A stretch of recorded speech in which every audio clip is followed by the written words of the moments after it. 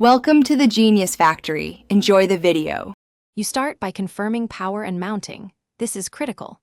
Insert fresh batteries or connect a charged pack, observing polarity. Once done, attach the device to your helmet or rail and snug clamps to manufacturer torque. Loose mounts ruin alignment.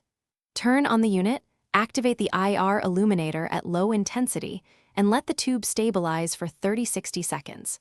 This warms the image intensifier and prevents temporary noise. You'll get a clean baseline image to proceed with alignment and focus. Now align and focus the system for useful viewing. Bring the device close to your eye, center the reticle with coarse elevation and windage knobs, then lock the mount. Next, set the objective for your target distance. Start at 25 meters and adjust the ocular diopter until the image is sharp. After that, reduce gain or brightness to limit blooming and switch IR levels to balance visibility with contrast.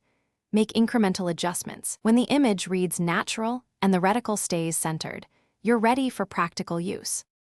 Finish by practicing operational technique and one quick troubleshooting tip. Move your head in smooth, deliberate scans and pause to identify landmarks. This prevents motion blur and helps you map terrain. Conserve power by using lower IR and engage auto shutoff when idle. Carry spares in a sealed pouch.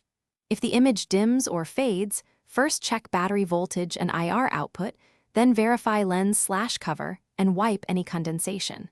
If needed, cycle power, many faults clear with a restart, and then re-level and refocus.